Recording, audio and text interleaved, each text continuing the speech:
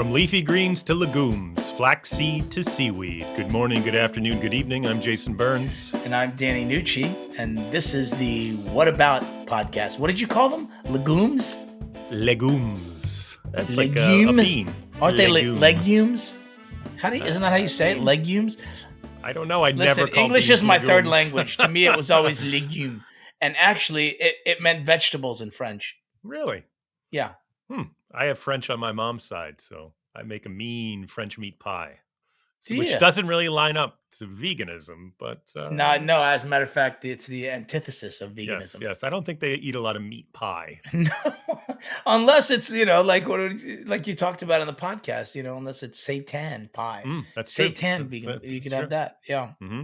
But I love talking to this guy. First of all, it was hard, and you can hear it in the podcast.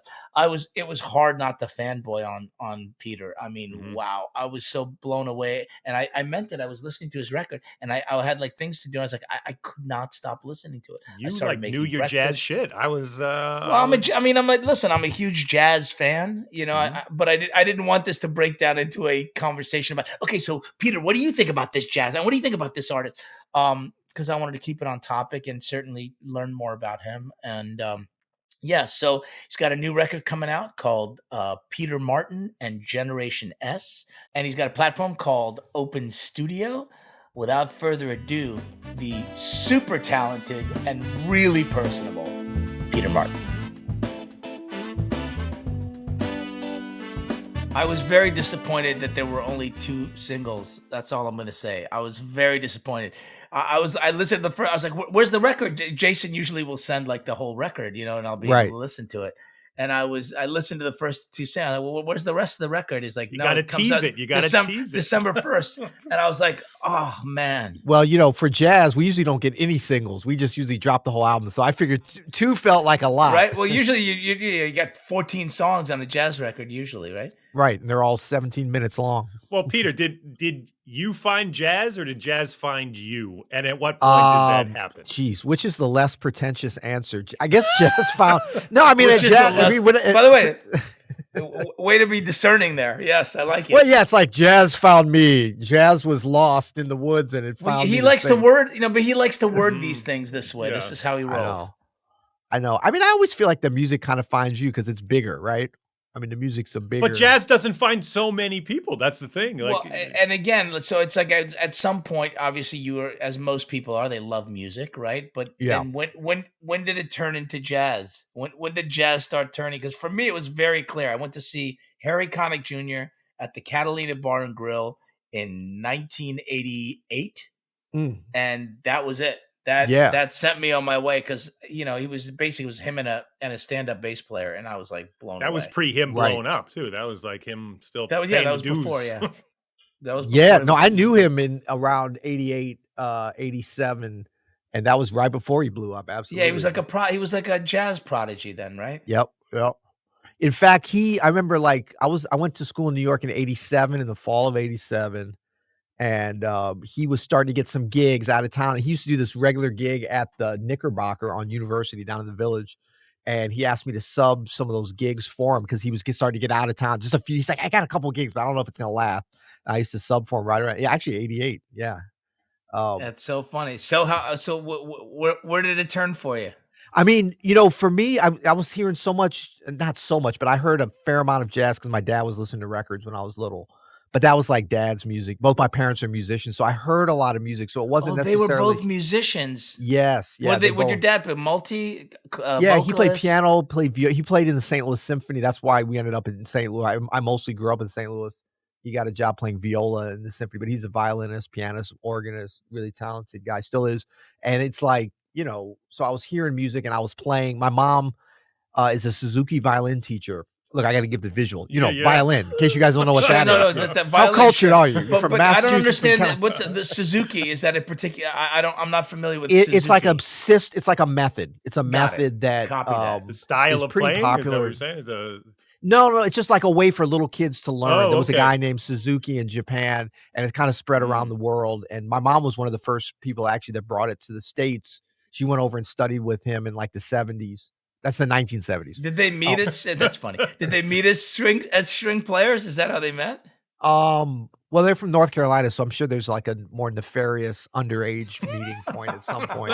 I'm pretty They sure. used to get together after school and listen to jazz together and be like, "Oh Exactly, yeah, we're so bad." Yeah. Well, but And they that were made already sense. like second cousins, probably. That as made well. sense at their age. Jazz was the popular music when they were, teenagers. That Yeah, was yeah. the I mean, they popular really were music. like classical. I mean, my dad played classical. He liked jazz. So like we had like jazz in the house. We had a lot of music, but it was mostly classical actually. But he had jazz records. But I was always like, I was listening to stuff from during the day, of the day when I was coming up. I was actually really into hip hop because that was like just what was being played and kind of like early 80s. And there was a record by Herbie Hancock called Rocket that was like on the radio and on MTV and stuff. Exactly. And that was, and I remember my dad was like, what is that? And I said, oh, it's this guy. You don't know him, Herbie Hancock. He's really hot right now. And my dad was like, oh, I think I have him on a record with Miles Davis from the 60s. I'll bet you do. Yeah.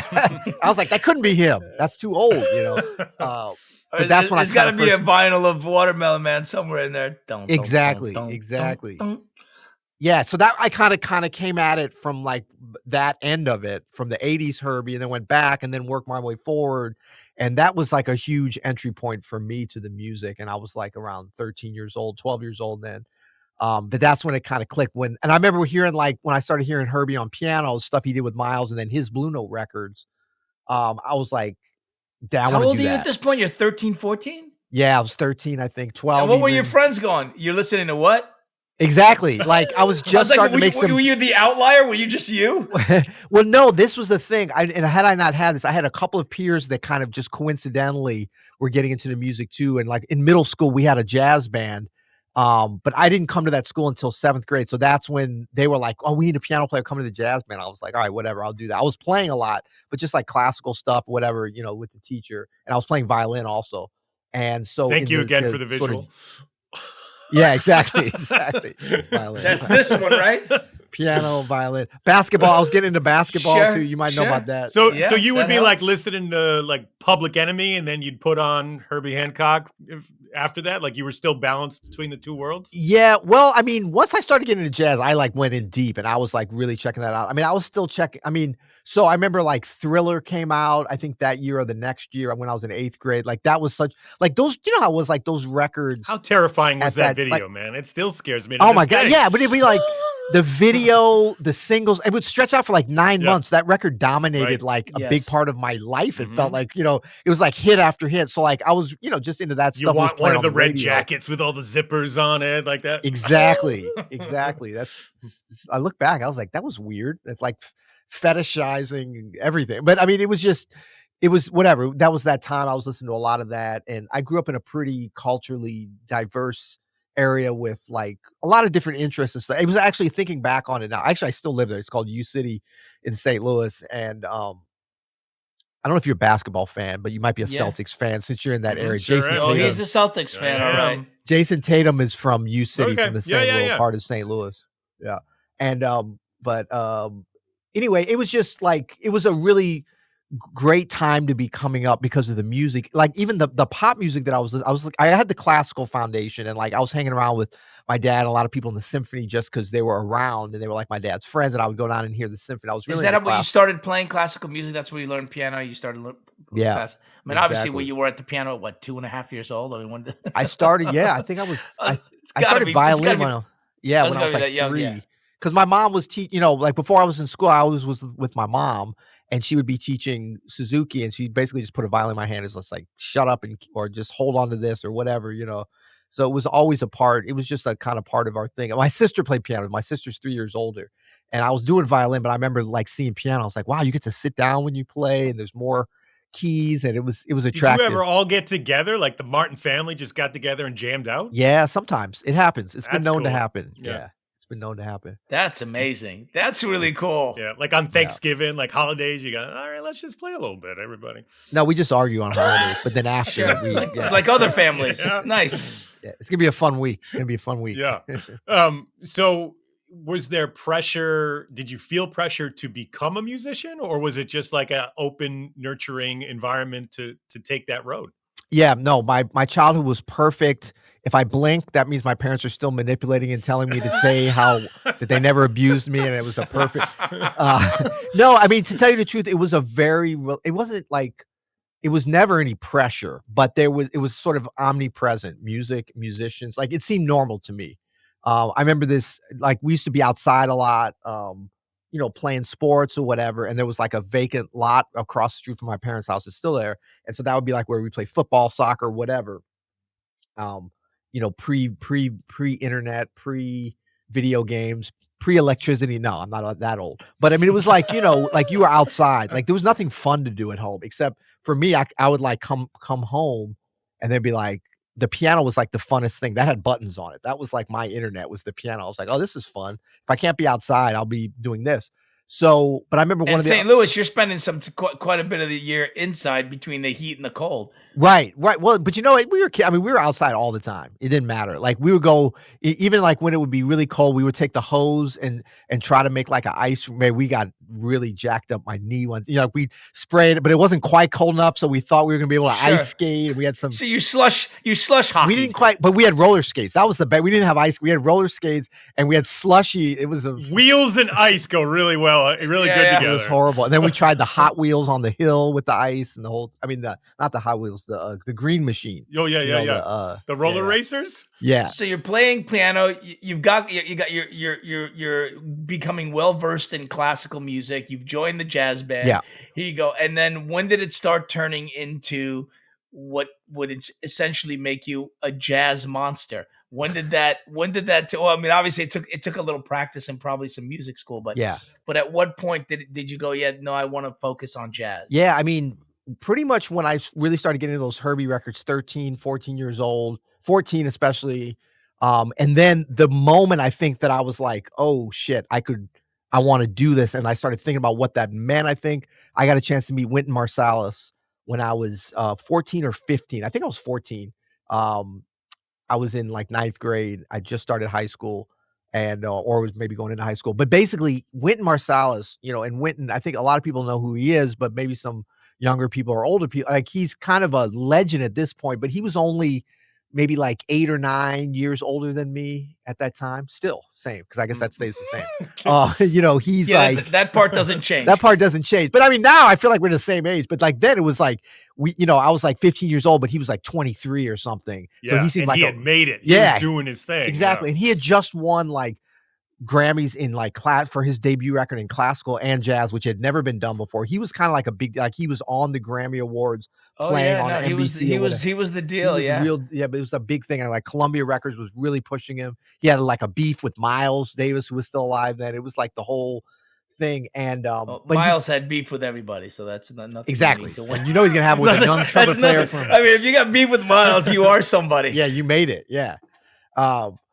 But he came to St. Louis to play classical concert with the Symphony, and my dad met him and was playing the Symphony then and was talking to him the first day they were rehearsing. And my dad and another friend of mine, Jeremy Davenport, his dad who played trombone in the Symphony, they were like telling Wynton, he's like, oh, our sons have this little jazz band, but they don't really know what they're doing, but they're trying, you got any advice from them or whatever. And Wynton's like, bring them down to the rehearsal tomorrow. I'd love to meet them. No. Yeah. Wow. So we got to skip school the next day. Mom would never do that, but dads are so irresponsible. They're like, what are you doing today? I was like, I got school today. What's that? Yeah, school one day. Yeah. And so we went down and met Wynton and got to hear the rehearsal. And like, he really inspired us. I mean, had it not been for that meeting, I probably wouldn't be doing what I'm doing today, because it was like, I'd heard the music and I hadn't even heard him on record. But I had just heard him. But to meet someone that was like just a little bit older, but out there doing it, and he had like so much charisma and information, and like he gave me his number and was like, if you have any questions, like you want to know what records to listen to. I mean, he was so giving. What did you call him? Did you ask him what records to listen to? What did he give you? I want to know. I mean, he would just tell me, he's like, learn this tune. He's like, check out this Thelonious Monk solo. I'm like writing stuff down. Like he was the internet before the internet. Like he was, I didn't Google stuff. Cool. I call Wynton. Yeah. I mean, Worldwide Wynton, www. Totally. Wait, I'm writing that down. Hold on a second. I'm glad I came up with that this morning before I met you guys. He's got a million of them. Worldwide Wynton. No, it's totally that. You were on the Worldwide Wynton. No, I did like a keynote speech one time, for being a fake entrepreneur, which I am. And they were like, I was trying to come up with different things, but I told the story about Wynton. And that's when I first realized, I was like, wait, Wynton was like the internet, because he connected a lot of like young punk jazz musicians, wannabe jazz musicians like myself that were around the same age as me, like Roy Hargrove, was an amazing trumpet player who was like a year older than me, and we actually lost a few years ago prematurely. But I remember Wynton telling me when I was talking to him one time, he's like, there's this trumpet player in Dallas, Texas, named Roy Hargrave. I'm like writing it down like he's telling me about Thelonious Monk. He's like, no. He's like your age. He's in high school, but he's like, look out for him. He's going to be. And I'm like, what? So Wynton was kind of like on the lookout for the next generation. Yes, that's cool. And it was kind of like, I mean, all the teenage boys that he knew, he could have got on the wrong list. He's lucky that he was like, you know what I'm saying? Like thinking back, that was. Well, is there anybody, more responsible for keeping jazz alive and in the forefront of the zeitgeist than Wynton Marsalis? I don't think there is. Certainly not in the last 25 years. No, absolutely no. And it's funny because I saw him. I've seen him a bunch and worked with him over the years and recorded with him, and it kind of grew into a whole. How was that? Come on, first session recording with Wynton. Because had you played with Wynton first, or had you recorded with him first? Which was the first one? I played with him first. Yeah. Okay. Yeah. So once you played with him, you recall. What was that like? Were you just like, I can't? It was like terrifying still because actually is like check me out, right? You're like, check me out. Here I am. No, a year after the next time he came to St. Louis, after I first met him, he was coming with his jazz. He came and played with the Symphony at first. Then he came with his jazz group. And he asked me to sit in on the gig. How many pieces? What was it? It was a quintet. And his brother was still playing with him, Branford. This is right before he went to play with Sting. And when Sting broke up with the Police, and he had Branford in the band, and Kenny Kirkland was Wynton's piano player. Turtles. Oh yeah, exactly. I love that record, man. Yeah, and then just from meeting Kenny Kirkland and Branford, when they came back that summer, they invited me and Chris Thomas and Jeremy and Todd, we had our own little jazz crew. They invited us to the Sting show at the Muni here, which is like a mile from where I'm sitting right now. And we got to meet all them and hear that gig. And Kenny Kirkland became a huge mentor to me not from afar, because I knew him too, but he was Wynton was really do this. I want to connect you with Wynton. Connected me with Christian McBride, who I'm still playing with now. Sure. Christian was still in high school then. I thought Christian was an old dude because I called him on the phone. He sounded like a grown man. Turns out he was a year younger than me. I'm like, hello, sir. Is this Mr. McBride? Wynton Marsalis gave me your number. I just got to see him play in up here in Northridge. He played with Josh Redman, the quartet played, and Meldau, awesome. Your contemporary. Yeah. I saw Meldau here last week. Here's what I'm hearing, Peter, is that if it wasn't for your dad asking Wynton to give you some advice, totally different path, right? You could have been anywhere else. I think so. Who knows? I was already into the music, so I feel like I would have still I liked it, but yeah, that was definitely a turning point, and that was such a serendipitous. But when people talk about oh, you're so talented or you've worked so hard, and I'm kind of I am both, but I'm not the hardest working. I'm not the most talented. I definitely feel I know talent is important, but it's not everything. But also this kind of serendipitous. I would lead anybody to your Sophisticated Lady opening on the What Lies Ahead record, and then let them decide whether you're the most talented or not. That is absolutely gorgeous work. Thank you. Thank you. Terrific. No, I appreciate that. Really good. Oh, it's just, I was, because that's one of the great things about doing this. I get to discover things, and I could not turn your records off, man. I couldn't turn them off. I'm like, I got shit to do, and I could not turn them off. Which I don't want to start fanboying here on Broadmoor, and I can't. I'm not going to. But go on. So anyway, well, no, I got another good quote. Apologize. I'm not even gonna call my music. I'm gonna call it music to procrastinate to. By the way, it is great music. I'm telling you, man, it's great. Also great for cooking. It's just great, man. Because you can. That sounds like a cookbook. Cookbook, right, music book combined together, music to cook to. We did I have a little podcast of my fellow podcaster, and we did an interview last week with Kiefer, who's he's young. I think he's younger, but my nephew out in LA, who's a 22-year-old drummer, is like, Kiefer's old. I'm like, he's 30 something. I thought he was young. Anyway, Kiefer, we had on there, he's kind of like jazz adjacent, but he's came up, in the jazz world. But he's he had this Spotify playlist that was really big called Kiefer Digs Jazz. It was it was one of the biggest Spotify playlists. And he's a really cool dude and knows a lot about jazz. We had a good time talking. But you talk about music to cook by, we were talking about, like, if you put in jazz and you don't, like, know where you're going, say, into Spotify, like, jazz, like, you're gonna get thrown a lot of, like, jazz to relax to, jazz study music. Yes. Wh Yeah, you're gonna get you're gonna get a different kind of jazz. Yeah. When I first did it, I got sent right to the holiday music. It was like boom, and I'm sure that there are algorithms because of the time of the year. They just sent me right to Right, jazz holiday. right.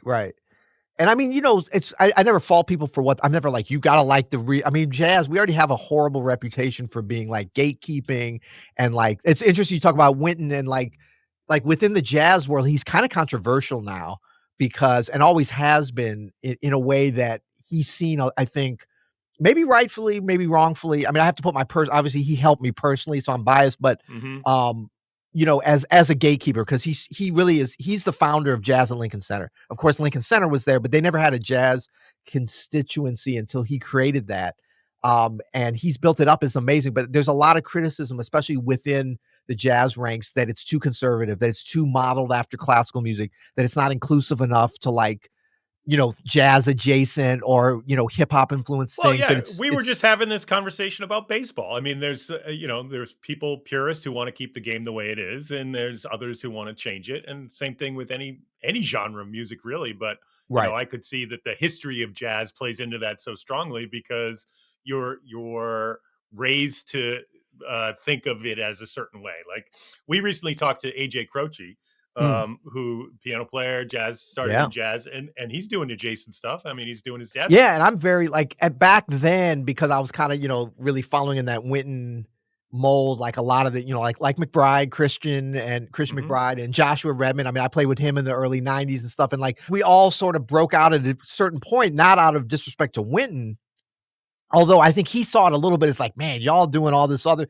because Roy had this whole other thing, like, he was the big connector, really. I mean, D'Angelo, everybody knows about, like, that and the kinda neo soul thing, but a lot of that was Roy. Roy worked with D'Angelo, and, other people did too, and D'Angelo was always interested in jazz, but in terms of, like, really creating something else that's more hip hop infused and more, like, less backwards looking in terms of, like, we have to honor the tradition, but more like we're taking the tradition and updating it however the hell we want. Yeah, there was a guy named the trumpet player Russell Gunn. Do you know Russell Gunn? Yeah. Russell's Yeah. from East St. Louis. Yep, Oh, he is? Okay, yeah, so, like, yep. he was one of the first guys that I heard, and I went, "Oh, okay, he's doing something different. He's bringing something completely different to it," which and still yet a pure jazz bass in where he's coming from, which I thought was really cool. But yeah, no, there's always purists, right? But I think Yeah, it has to evolve. I mean, jazz, like yeah, everything else, has to evolve and grow. and I think there's space for both. Or it disappears. Right, Yeah. exactly, but I think there's space for both. I don't think it needs to be like, I mean, Wynton, they do a lot of repertory stuff in terms of, like, Duke Ellington's music now, and, like, it's modeled after an orchestra in that it's a nonprofit, and it's a whole thing, and you gotta satisfy the people that but there's space for all these things. It doesn't have to be like, "That's old, this is new." It's like, how do we come together and find, because most people, I find, like, fans and stuff don't give a shit about just like baseball, you talk about, like, unless you're, like, a player or really, and look, St. Louis is a baseball, I mean, Yeah, people talk right. about baseball, notwithstanding this year, but I mean, they still are like, it's That's like, 1 year. I know it's You've been what bad for 1 year. I know, That's it. but people aren't used to that here. People, I was gonna say, yeah, they must be shocked. They actually had got something. They were able to do things at the end of August. They could actually go away. people had a lot of, like, productivity went up in this town. I got to tell So you, I want to like, talk about Open Studio because obviously now you have the opportunity to not only create wonderful jazz musicians moving forward, but also get to influence them in ways that you were influenced that worked for you. Can you talk a little bit about the genesis of Open Studio and where it's at now? so actually the story about meeting Wynton and stuff, in a way, that was the genesis, like, because I've always, I not just from Wynton, from my parents, from my class, I had great piano teachers coming up, great mentors once I met, like, older jazz musicians in St. Louis. Like, I was always given a lot. Like, that's a tradition in jazz, is like passing along information, helping out. Then, it's very much a mentorship, you know, um, type of art form. It's almost like, like the plumbers union. You hook up with someone, they show you the ropes, not because they're getting paid. Or I don't know, maybe they are getting paid. But I mean, Almost it's like an like apprenticeship. That's kind of what it's like. apprenticeship, exactly. Yeah, Yeah. interesting. And that's been, like, a great tradition that we've had in jazz music and classical music, in general. And so it was always, like, kind of on my mind to give back. Plus especially my mom is a great teacher. She was always into teaching. So I was never trained as a teacher, but I felt like it came naturally to me. And so I always did some teaching. And then I got offered this position at Northwestern University in Chicago. This was like 12 years ago, maybe 14 years ago. And I kind of took it temporarily, partly How just did you balance playing, recording, and teaching? I never know how people do that. I didn't. Especially with I was going to say, well, there you go. They weren't There's watching the me answer. very closely, apparently, up there. Like Northwest supposed to be this hoity-toity school. They had no quality control over their faculty. I can tell you that. Because I was like, well, no. The deal I had was like, I wasn't teaching full-time. I was adjunct, but I was kind of in this special position where I committed year by year, but it was basically, I was just teaching their jazz piano majors. So there was 5 of them at the time because the music school was amazing, but it was mostly classical, and they were kind of rebuilding the jazz program. And Victor Goins, who's somebody I'd known for a while, the dean of music had heard me play with Jazz Lincoln Center in New York, and she had been kind of angling to get me there. And so I was like, basically I worked it out where I would just go up like once or twice a month and teach these students. I didn't really teach classes, groups. It was all private instruction. Sometimes I'd do in an ensemble. But I was touring a lot at that time and playing a lot. And so it was kind of one day a month, sometimes 2 days. And sometimes usually I would fly up first thing in the morning from here. It's like a 45-minute flight. And then followed by an hour and 45 minutes of Chicago traffic. The flight was nothing. It's getting up to Northwestern. Sure. O'Hare. Yeah. From O'Hare to Evansville. Exactly. Evanston. Yeah. And so I would basically then teach all day. I teach all the students, give them like 1 hour each. And then sometimes we'd meet together and then I'd come back that evening. Sometimes I'd stay over, but it was basically it was very inspiring. They have amazing students. It's a great school, but I was definitely repeating myself a lot. Like I would tell them stuff. And then by the time I got home, I'm looking at my email and they'd be like, they were such good students and so astute. They're like, Professor Martin, you showed me these scales, the fingering here, but I wasn't sure if it's this or whatever. Could you please confirm this? And so I got tired of not only repeating myself, just kind of telling them. I'm always been more of let me show you instead of tell you. Of course we're going to talk about music, but let me show you how it's supposed to sound. Let me show you how your hand position is supposed to be. So at that time this was pre-iPhone. I had a little flip cam. I don't know if you remember those. These little Oh, sure. I had one. Yeah. And I would sit it on, little potato quality square, a little chumpy, and 107p or whatever it was. And I would set it on the edge of the piano and I would just make these videos. And I think I was limited. They were limited to 2 minutes, or maybe my memory card. I was too cheap to buy a bigger. I had the internal memory was 2 minutes. So I was under pressure to get the thing done. But I would basically just make videos of demonstrating the different things. And then I would send that to them. And then we had it on some kind of this is pre-YouTube. We just had it on some kind of static server so I could send them a link. And because they would ask me the same questions, the different students, how do you do this? How do you do that? And so I started having a catalog of these little videos that were just answers, but they were helpful for them because, there's nothing like watching something over and over again. Learning while you do it. Yeah. And so then I started thinking how can I just send videos without flying up there, but still get paid to be, my things are kind of turning for me. Oh yeah. Sure. But basically that became the beginning of something. So then a good friend of mine growing up who ended up being my co-founder and partner in Open Studio, he's like, there's this new thing called YouTube. You should check it out. I was like, that's stupid. No one's ever why would you want to do that? But I remember he said, we should put these videos up on there because I think, they're looking for content. People are putting this kind of thing. So we put them there. And actually before that, even before there was I don't know if you guys remember, there was the video before there was the iPhone, there was the video pod. What do they call it? What was the pod player? iPod. Oh, iPod. Yeah. iPod. Yeah. I act like this is 100 years ago. I'm like, yeah, remember the iPod? You remember they had the pod player. What was it? The iPod. It was like a phone. Bring the iPod into the outhouse. And That's right. Remember when you started having video on that thing? That's what it was. The coolest thing in the world. It's it was like an iPhone, but no dial on it. Yeah. So this was when they had the video iPod, but no iPhone yet. And they had started podcasts, I think with Apple, but they thought the video was going to be the big thing because they were pushing it because of the hardware. So we put it on as a podcast, which was really easy. It was free and relatively easy once you figured out how to do it. So we loaded up the 10 videos that I had and we called them 2 Minute Jazz because they were 2 minutes long. And the next day, because of the memory card. That's amazing. Exactly. Because I was too cheap to figure out how to put the memory card in.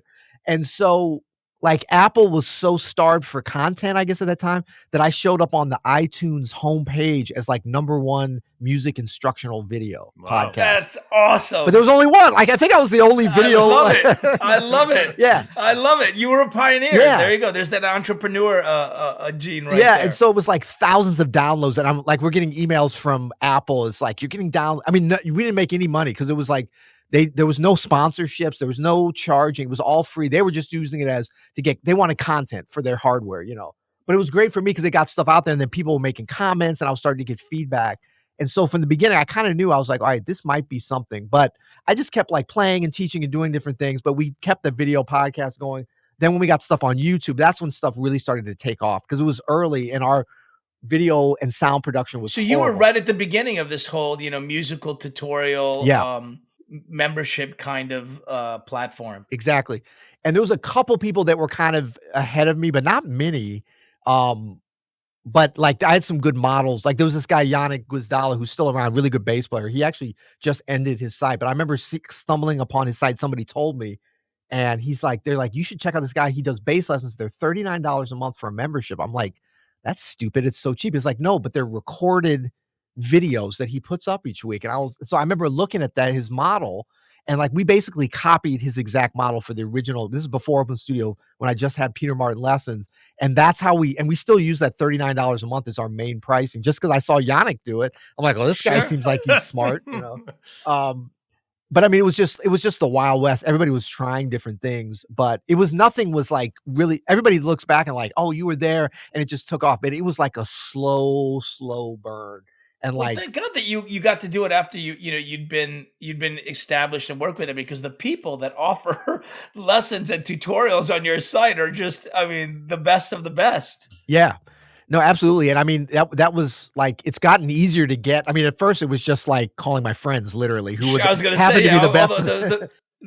Who just happened to be the best of the best. Yeah. Now, even when I call my friends, they're like, well, some other people are calling too. What's the offer? I'm like, oh my God, that's hilarious. Yeah. That's hilarious. But I mean, like when I remember when Masterclass launched, Masterclass, the ones that like, yeah, I remember. Yeah. And their first like video tutorial. What was their first jazz video? They didn't have, the only jazz they've had is Herbie Hancock. Like they're like, it's Herbie or nothing, But that was several years later. The first tutorial at all they had was Serena Williams. It was like Serena Williams teaches tennis. I was like, oh shit. Okay, so there's levels to this game. Apparently, I'm like, but that's when stuff kind of started to change, because that was getting into more like what they ended up now calling like edutainment, where it's like, okay, you're going to buy the course of Serena Williams. You're not buying this to become a world champion like Serena Williams. You're buying this because you're a recreational tennis player, maybe, and you want to watch like slow motion shots of her doing amazing things and looking at her muscles and the lighting and like hearing her coach talk to her. And, it's like, it's a story, and so I did start paying attention to that, because I was always like, okay, how can we get to the point where we can start to tell stories and make it interesting for people beyond just like, this is how you finger. It doesn't matter what the quality is. I got the flip cam, and like, this is how you finger a scale. Like, how do we make this interesting to like everybody, to a hobbyist? Because that's where there was the real passion and the real interest. What about veganism?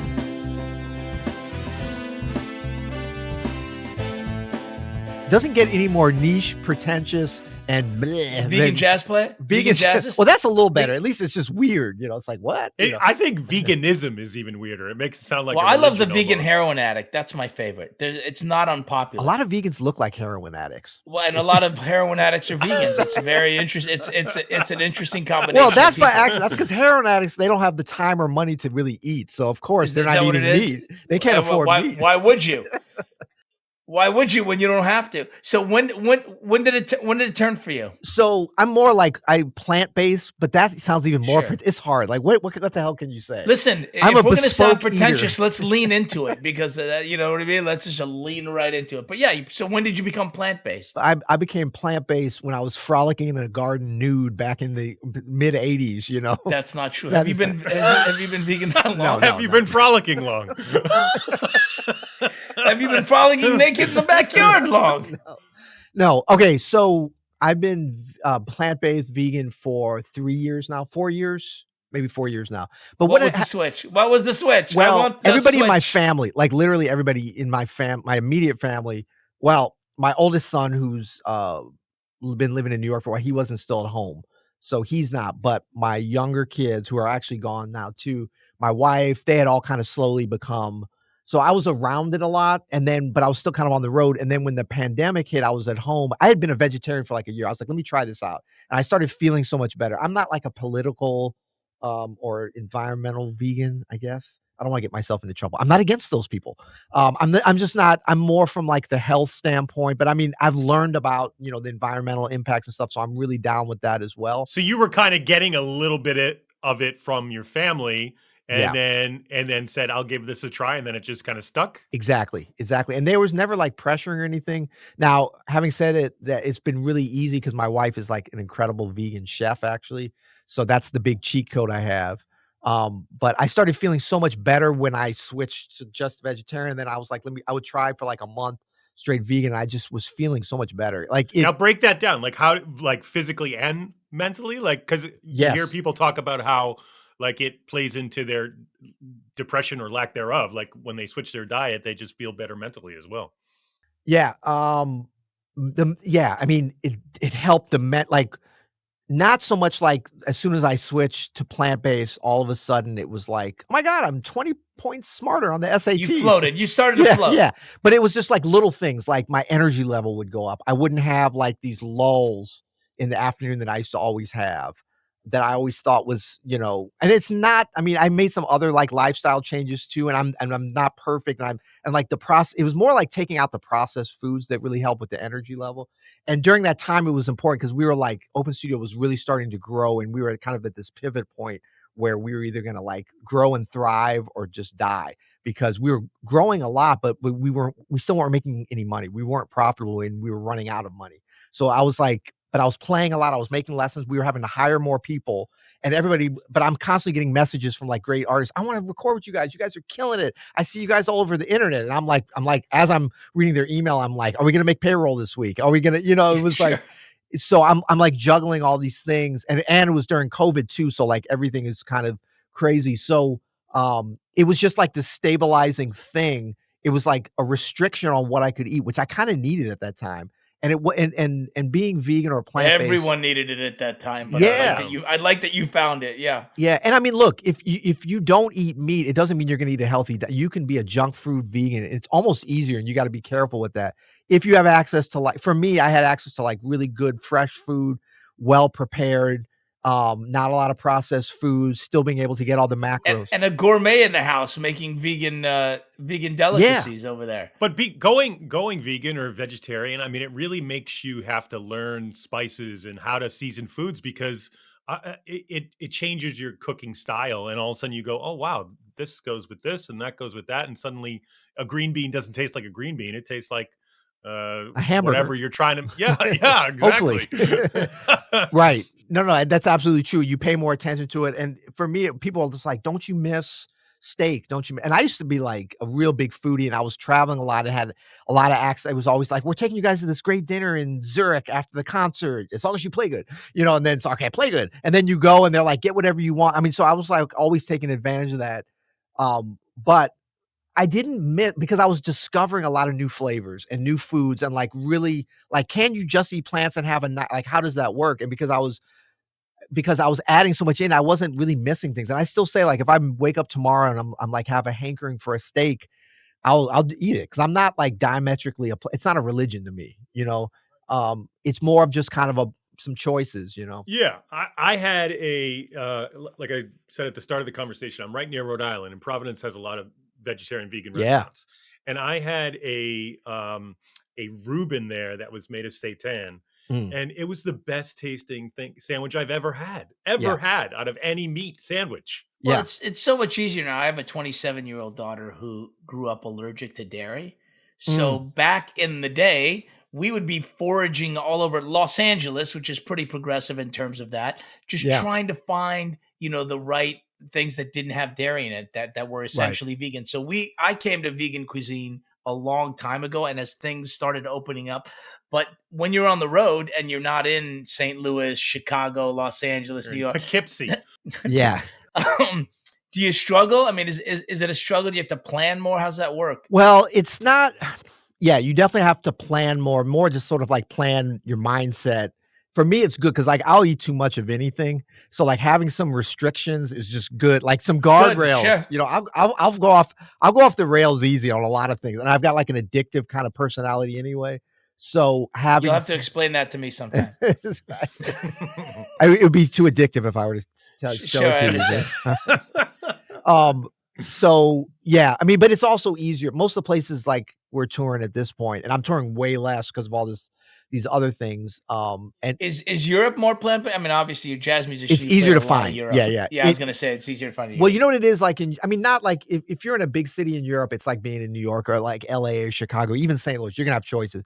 But what's different in Europe, like what's hard is when you're in the US, like in small towns or rural America, forget about like, don't go in saying, excuse me, where's your plant-based section, sir?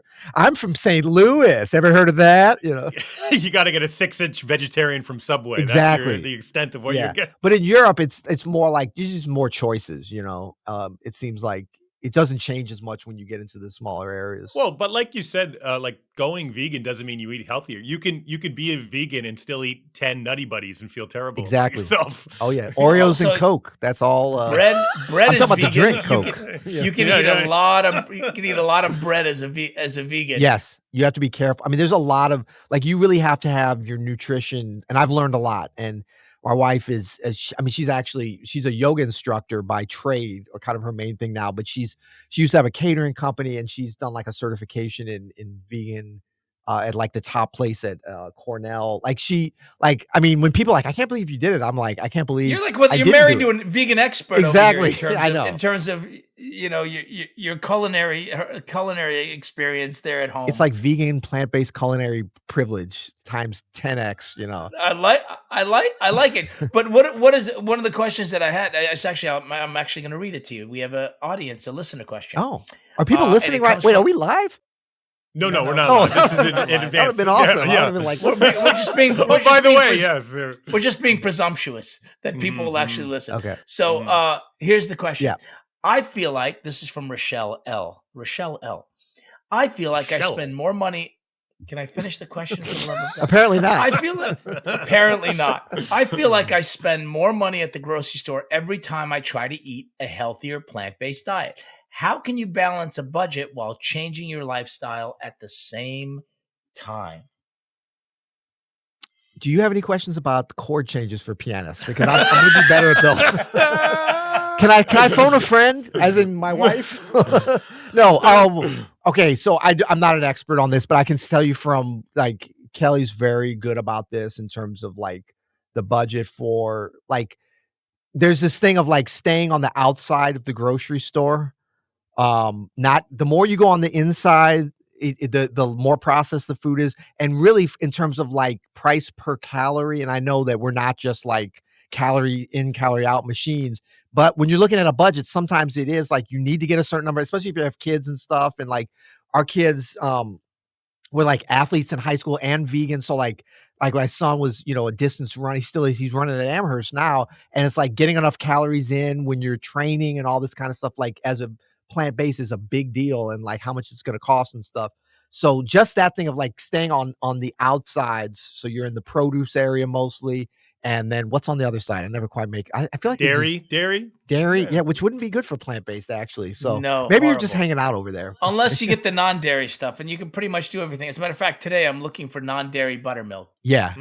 And worst case scenario, there's the Oreos and the Coke. Exactly. So. Right. But the thing is too, the other thing is, now this is something I know how you can save money. Everybody's like, organic is, and when you're plant-based, organic is great, but there's only certain foods you have to get organic. There's like that list of, there's like the dirty dozen, because there's so many pesticides. Yeah. But like bananas, it doesn't matter if you get. I mean, look, I'm a pianist. I'm certified in piano only. Let me be. I'm not a doctor, but organic bananas versus regular bananas, because you're peeling the thing off. You know, like on the inside, doesn't make as much of a difference. So you can save money with if you get that. I think it's called the dirty dozen. I bet you didn't think you'd be talking about bananas today. I bet you that wasn't a part this of this podcast is bananas. I'd heard that before. So bananas. Come on, I'm ready.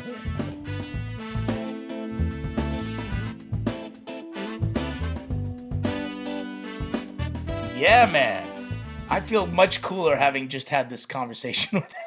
I just feel much hipper and much cooler. I mean, he's a vegan playing, a jazz playing vegan, and a humble jazz playing vegan, and a humble.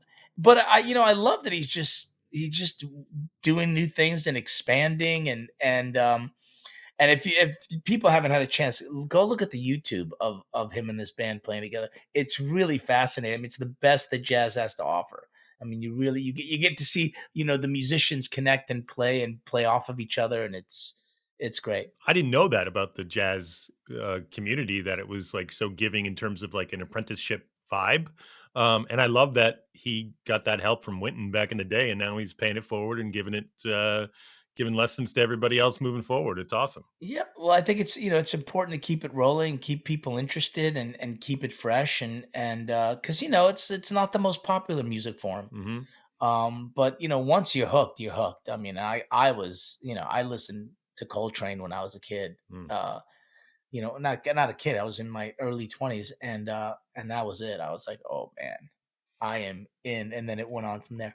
But yeah, it was great to talk to, and yeah, thanks for listening, and hope you listen more to our man Peter Martin and us. Yeah, and us. Thanks. Music by Denny Nucci. Produced and edited by the same two people you heard hosting this show, because they have no friends.